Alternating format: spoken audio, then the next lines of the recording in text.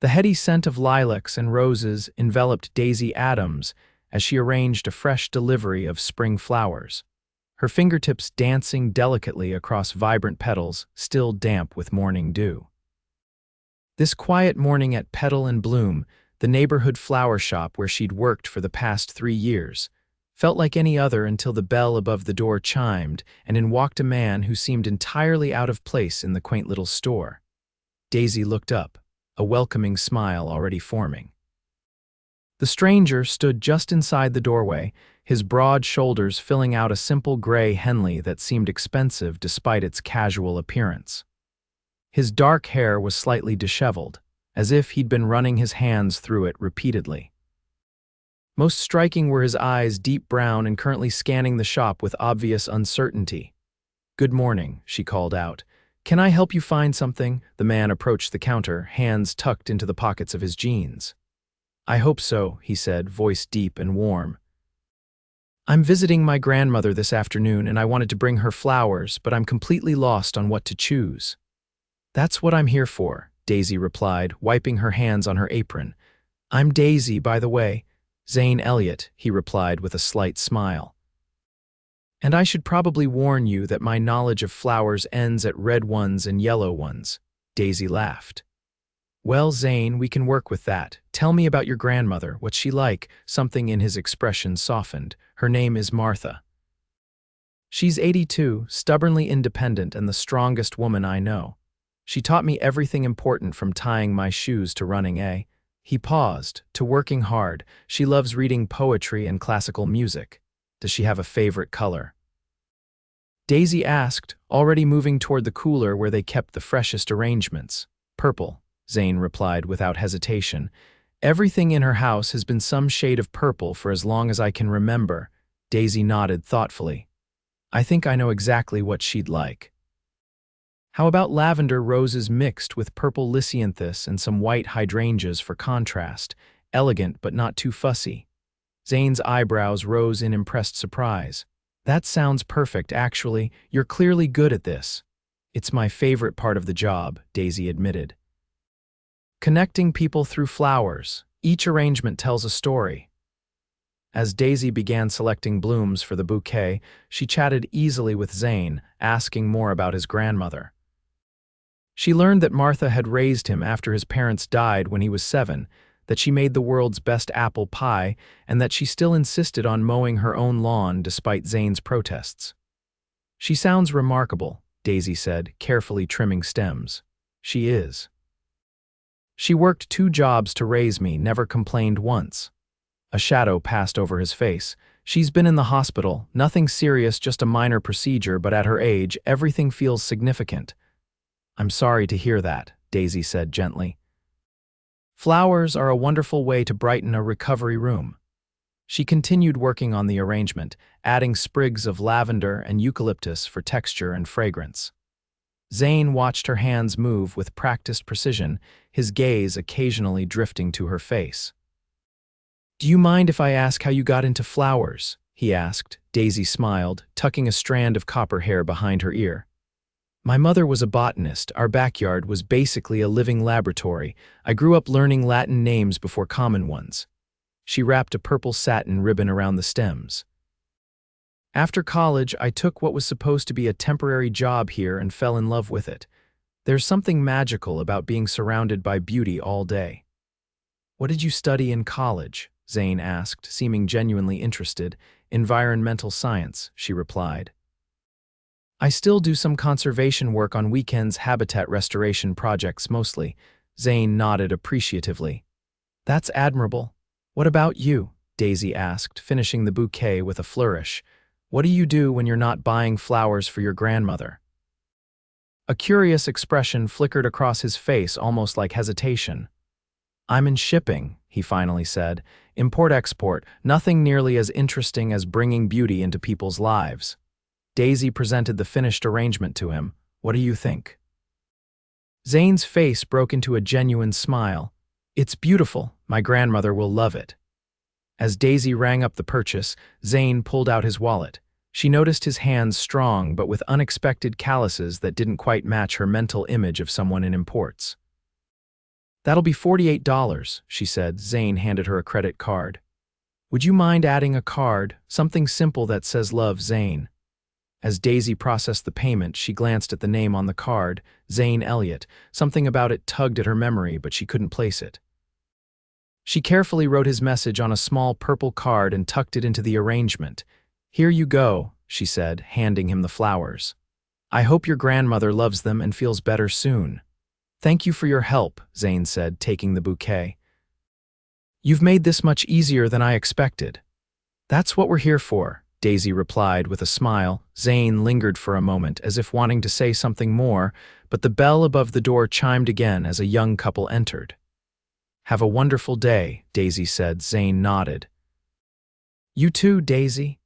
She watched him leave, wondering briefly why someone who looked like him with his quiet confidence and expensive watch half hidden beneath his sleeve would be buying moderately priced flowers when he could probably afford something much more lavish. But then the couple approached the counter, asking about wedding consultations, and thoughts of Zane Elliott faded from her mind. 3 days later, Daisy was helping an elderly customer select a birthday arrangement for his wife when the bell above the door chimed. She glanced up and felt a small flutter of surprise to see Zane Elliott walking in. I'll be with you in just a moment, she called out, returning her attention to her current customer. Once she had completed the sale and the elderly man had left with his flowers, she turned to Zane with a smile. Back so soon, how did your grandmother like the arrangement? Zane's face brightened. She loved it, said they were the most beautiful flowers she'd received in years. He paused. Actually, that's why I'm here. She insisted I come back to thank you properly and to get her more flowers. Daisy laughed. I'm glad she enjoyed them. What are we looking for today? She specifically requested something cheerful for her kitchen table. She's home from the hospital now. That's wonderful news, Daisy said. How about sunflowers? They're practically happiness in bloom form. Perfect, Zane agreed, following her to where the large, golden flowers stood in buckets of water. As Daisy began selecting the brightest sunflowers and complementary blooms, she noticed Zane seemed more relaxed than during his first visit. He leaned against the counter, watching her work. So, Daisy Adams, he said, gesturing to her name tag, do you always remember the details about your customers' relatives? She smiled, wrapping the stems in brown paper. Only the interesting ones. Your grandmother sounded special. She is, Zane agreed.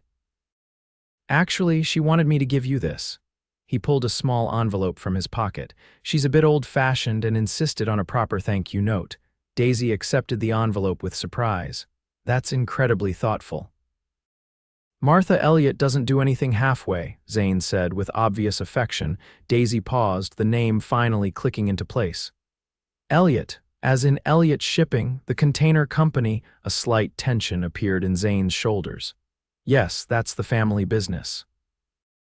Daisy's eyes widened slightly. Elliott Shipping was one of the largest private shipping corporations on the East Coast. She'd read about them in the business section, especially their environmental initiatives, which had impressed her. Wait, so you don't just work in shipping, you run Elliott Shipping? She asked, pieces falling into place. Zane gave a small, almost apologetic shrug. Co-run, technically, with my cousin. I handle operations and environmental compliance. Why didn't you mention that before? Most people act differently when they find out, he admitted. I enjoyed just being a guy buying flowers for his grandmother. Daisy nodded, understanding. She'd witnessed enough wealthy customers at the shop to know how people often fawned over money. Well, for what it's worth, I think it's your grandmother who makes you interesting, not your company. A genuine smile spread across his face. I appreciate that. He hesitated, then added, Actually, I was wondering if you might want to get coffee sometime. There's a great place just down the street. The invitation caught Daisy by surprise. She studied him for a moment, taking in his hopeful expression and the way he seemed almost nervous, asking her a stark contrast to the confident businessman she now knew him to be. I'd like that, she found herself saying. I'm free after work today around 5. Relief and pleasure crossed Zane's face. 5 works perfectly. As Daisy finished the sunflower arrangement, she felt a buzz of anticipation. She tried to temper her expectations after all. He was just a customer who'd asked her for coffee, but there was something about Zane Elliott that intrigued her beyond his apparent wealth. "Your total is $35, she said, ringing up the purchase. Zane handed her his card. "My grandmother also said to tell you that purple is her favorite color because it was my grandfather's favorite. They were married for 53 years. Daisy smiled as she processed the payment. "That's beautiful." "I'll see you at 5, Zane confirmed as he took the flowers. "I'll be the one smelling like a garden," Daisy replied with a laugh. After Zane left, Daisy opened the envelope he'd given her. Inside was a handwritten note on lavender stationery. "Dear Daisy, thank you for the beautiful flowers. They brightened my hospital room immensely. More importantly, thank you for being kind to my grandson.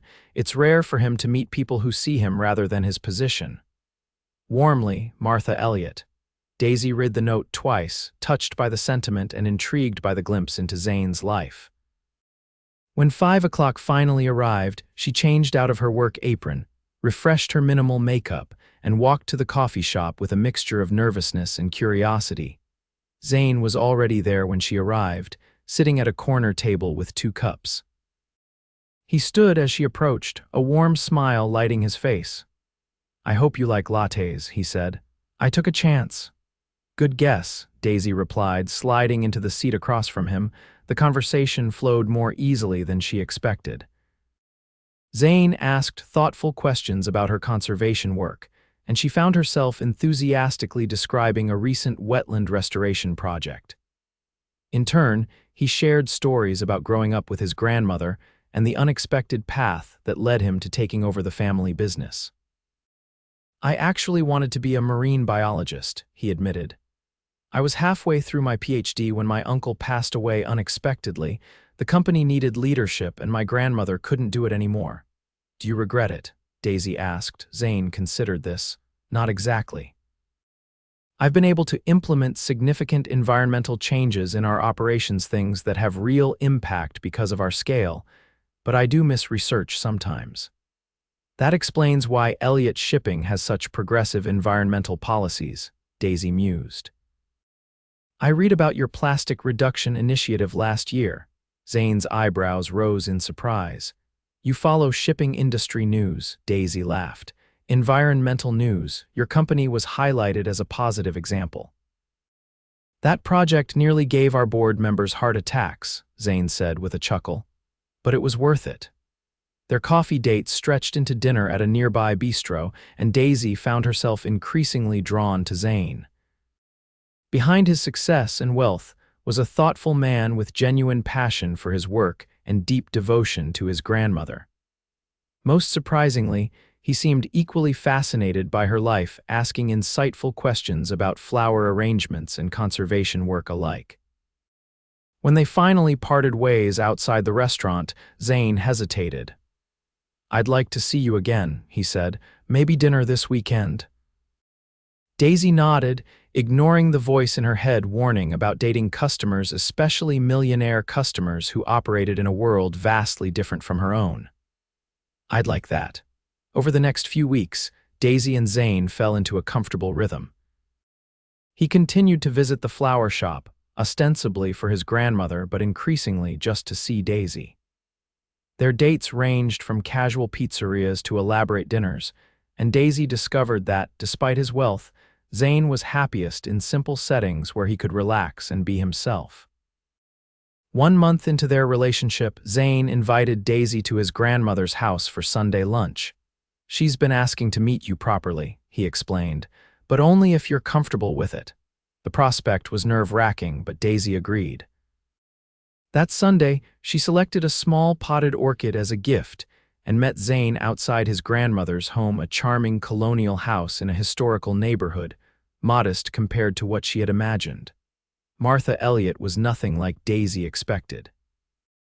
Rather than the intimidating matriarch of a shipping empire, she was a warm, energetic woman with Zane's same brown eyes and an infectious laugh. Her home was filled with books, purple accents, and photos of Zane throughout the years. "So you're the flower girl who's captured my grandson's attention," Martha said, embracing Daisy warmly. The flowers you arranged are still my favorites. I brought you something that will last longer, Daisy said, presenting the orchid. With proper care, it can bloom for years. Martha's face lit up. How thoughtful, Zane, she's even lovelier than you described. Lunch was a delightful affair, with Martha sharing embarrassing stories about young Zane while he pretended to be mortified but couldn't hide his pleasure at seeing the two women getting along so well. Daisy works with a conservation group restoring the coastal wetlands, Zane told his grandmother proudly. Is that so? My late husband would have loved to hear about that. He was always concerned about our company's environmental impact long before it was fashionable, Martha said, refilling Daisy's lemonade glass. Now, tell me more about these wetlands. By the time they left Martha's house hours later, Daisy felt as if she'd known the older woman for years. As Zane drove her home, a comfortable silence settled between them. Your grandmother is amazing, Daisy finally said. I see where you get your passion. Zane reached over and took her hand. She likes you a lot. She doesn't usually share the story of how she met my grandfather with new people. The purple umbrella in the rainstorm story, Daisy smiled. It was like something from a movie. She called me after you left the flower shop that first day, Zane admitted. Said I'd better come back and properly ask you out because she could tell from my voice that I was smitten. Daisy laughed. Wise woman. As their relationship deepened over the following months, Daisy introduced Zane to her world, the small apartment she shared with a roommate, her weekend conservation groups, and her close circle of friends who initially seemed intimidated by Zane's status but quickly warmed to his genuine nature. In turn, Zane gradually brought Daisy into aspects of his life: a charity gala for marine conservation, dinner with his business partner and cousin, an impromptu weekend trip to a seaside town where they spent hours exploring tide pools. 6 months into their relationship, however, the differences in their worlds created their first significant friction. Zane invited Daisy to accompany him to Singapore for a business conference. It's 2 weeks, he explained. I have meetings, but we could explore the city together in between. All expenses covered, of course. Daisy bristled slightly at his assumption. Zane, I can't just leave for 2 weeks. The flower shop needs me and I've committed to the salt marsh restoration project. I thought you could use a break, he said, clearly surprised by her resistance. The flower shop would understand, surely. It's not about understanding, Daisy explained, frustrated. It's about responsibility. My job might not involve millions of dollars, but it matters. People depend on me showing up. Zane's expression shifted from confusion to realization.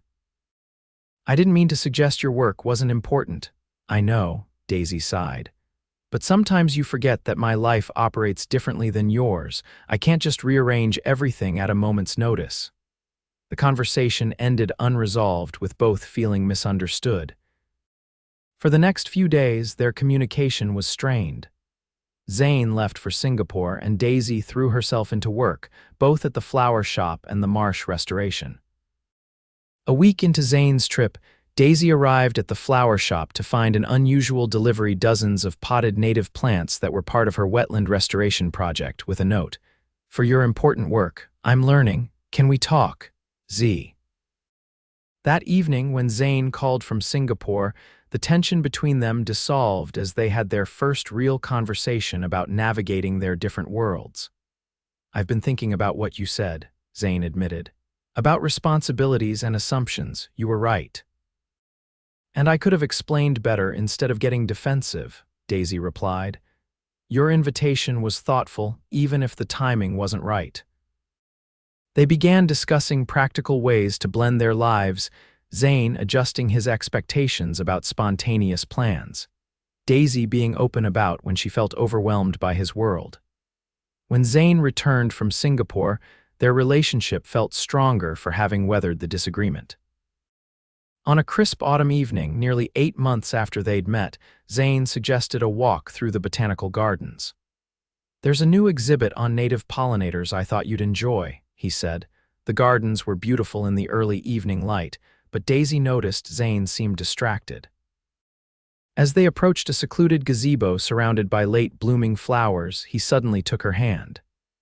"This spot reminds me of when we first met," he said softly. "You were arranging flowers, and I had no idea my life was about to change." Daisy smiled. "I remember thinking you looked completely out of place in that little shop." "I was," Zane agreed, "but somehow with you I always feel exactly where I'm meant to be." He took a deep breath. "My grandmother told me recently that when she met my grandfather, she knew within weeks that he was her future. I thought she was exaggerating until I met you." With gentle deliberation, he knelt on one knee, producing a small box from his pocket. Inside was a ring with a modest central diamond surrounded by tiny amethysts, purple, like his grandmother's favorite color. "Daisy Adams, I love your kindness, your passion, and your unwavering authenticity. Will you marry me?" Tears pricked at Daisy's eyes as emotion welled up in her chest. "Yes," she whispered. "Absolutely yes." As Zane slipped the ring onto her finger, Daisy thought about how differently their lives might have unfolded if he hadn't walked into her flower shop that day, uncertain and seeking help for his grandmother. Their wedding the following spring was an intimate affair in Martha Elliott's garden, which had been transformed with Daisy's careful planning into a wonderland of native flowers and lush greenery.